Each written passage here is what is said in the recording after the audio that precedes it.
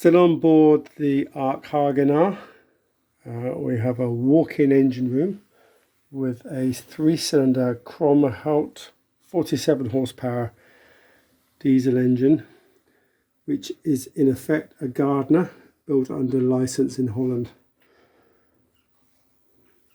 As you can see, she's very well maintained and gives the boat a good speed, even with the 47 horsepower. It's a Victron galvanic isolator.